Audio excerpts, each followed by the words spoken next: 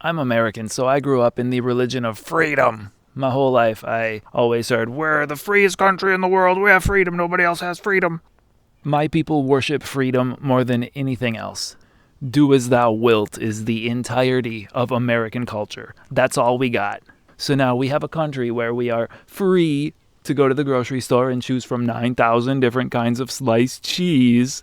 We're free to drink energy drinks for breakfast and fast food for lunch every day, and go toil in factories where we sand aluminum for 10 hours a day. If we don't like our job, we're free to go look for another one that pays the same wage that hasn't kept up with inflation and price increases. Women are free to dececify or unalive the babies in their wombs so they can go pursue the dream of being an administrative assistant for some jack-off boss who doesn't even care about her. Nice job, feminism. You're not oppressed by a family that loves you anymore. We are free to buy a car and drive wherever we want, and admittedly that's great, but we're also free to get car insurance, and if you don't want car insurance, you're free to not drive. We're free to go to some of the best hospitals in the world for healthcare, but if you don't have health insurance, you better be a billionaire. Otherwise, your best solution is to just be free to die quickly. Because if you don't, your family will be free to pay your medical bills until they themselves die and pass on their own medical debt to their kids. We're free to go to school to be indoctrinated into a rigidly structured system of beliefs and behaviors that reward blind obedience and rote memorization. We're free to put our kids on medications if they commit the unpardonable sin of being rambunctious and energetic. What? Little Billy doesn't like sitting in a desk for 8 hours a day? Well, he better get used to it, because if he gets good grades, he can get a nice comfy job where he sits at a desk all day and stares at Excel files. If there are boomers watching this right now who want to tell me, we have the best economy in the entire world, and if you're lucky to even just have a job, you can just fuck off and leave. I'm not going to fight you. You're 1 foot in the grave already, and my generation, millennials, are ready to hand over the keys to the only good generation, Gen Z. Every other generation sucks. Gen Z are the only ones who weren't too cowardly to wake up and face reality. And our economy actually isn't the best in human history. There was once a society that gave 25% off of home loans for every kid you had. So if a family had 4 kids, poof, the home loan disappears. You'll marvel at that and think I'm lying to you, and then when I tell you what society that was, you'll poop your pants and cry yourself to sleep. But anytime a culture rises up and stops letting usury be the basis of their economy, the entire world has to unite to stop them. Real freedom is saying, you know what, actually I don't want the freedom to be complicit in building a culture that only benefits bankers and pharmaceutical companies. I don't want insider trading politicians to take a third of my paycheck to stuff into their pockets and ship the rest of that money to some other foreign government that it's illegal to criticize. I don't want the freedom to be ruled by people who are all friends of Jeffstein McEfries and the foreign intelligence agency that was controlling him. I don't want online video platforms to make it illegal to mention his name for the last 6 years until Tucker Carlson came out and stated the obvious, that he was a Mossad agent and, quote, everybody knows it. Yeah, everybody even remotely smart knew this before 2020, Tucker, but thanks for telling us it's okay now.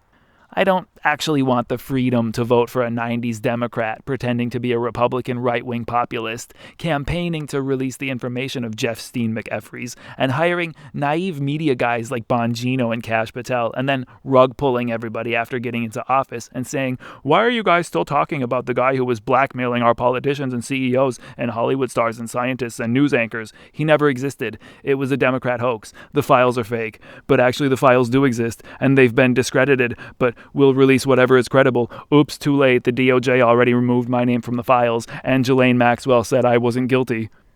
This is the Shakespearean tragedy of American freedom. We are free to be blackmailed by a foreign intelligence agency. Whoop-de-doo. We are free to have to speak in code about the most important issues humanity is facing, unless we want to be kicked off every platform. We're so free that I can't even talk about 90% of the things that we're so free to do unless I want to be canceled from everything. In America, we're free to start a business, right? You can only believe that if you've never been outside the country. I spend a lot of time in Mexico, the third world. You know, that unfree third world. Down there, you can start a business today in your garage. You can start selling food out of your home today. You don't need any permits. You don't need to pay the government. You have 6 months to see if it works. And then after 6 months, you have to formalize your business. Let me be a little more accurate. You're supposed to formalize your business after 6 months, but enforcement is spotty. If you're so damn free in America, here's an experiment. I want you to go to your garage and start making food right now and then try to sell it this evening. Get some plastic tables and chairs and sell food out of your garage today. Let's see how fucking free you are. Just get a piece of construction paper and a marker and write hamburgers on it and try to sell some food tonight. Let's see what happens in your free country. Look, I love America, and I think we should make America first again, but this whole thing about we're free in America, it's just a slogan that your rulers have given to you to make you feel better about the fact that you have to spend the majority of your life in a factory or cubicle so the government can steal half your paycheck and funnel it directly into the pocket of people who are blackmailed by Jeffrey Epstein, PDF files. But of course, there is one issue where America can never be defeated by any other nation. We have the Second Amendment, and the rest of you fuckers don't. Whoever has the monopoly of violence wins. In America, everybody has guns, and in Mexico, the people with guns are the cartels. This is an issue I try not to talk too much about because I literally can't even finish this sentence. That's how hot the issue is. I have huge respect for people who talk openly and explicitly about the religion that must never be named, but that issue is not as dangerous as the drug cartel issue. If you criticize the people who wear tiny hats, you'll be debanked and you'll be put on the no-fly list as a method of proving how little power they have. But if you start giving details and receipts about drug gangs, you'll die in ways that are too horrible to even talk about. So, the people who do talk about that issue, for me, those are some of the bravest people in the world, or maybe the stupidest. I see comments on the internet all the time where it's a video of somebody talking about the globalists or the postmodern neo-Marxists. And a ton of the people in the comments are like, name them, coward, name them. And then I think, okay, let's apply that to both of these issues. On the one hand, we have people like Nick Fuentes, who I have no qualms with. And then on the other hand, we have people who have named cartel guys and their collaborators inside of the governments of various countries. And those people can't read $200 super chats anymore because they've been unalived. And the videos of them being unalived were sent to their moms and wives and children. It is an issue I'm not brave enough to talk about. But the country that I'm talking about in this little tangent wouldn't be having this problem today if everybody were armed. But that country made guns illegal for upstanding citizens to possess, so only the worst people in the country have them. And that's inevitably who runs the show in such a scenario. I love having the Second Amendment. I have immense disrespect for every country that doesn't allow their citizens to defend themselves. But I'm not going to pretend that America's fetishization of something they mistakenly call freedom is anything more than a bunch of low-quality copium that they smoke that lets them pretend they're not enslaved to the bankers and the friends of Jeffrey Epstein, Jeffstein McEffreys. Can we say the name? Is it still okay to say that? My videos get 0 impressions, so it's probably not okay to say that. Anyway, freedom is an empty slogan that only slaves dream about.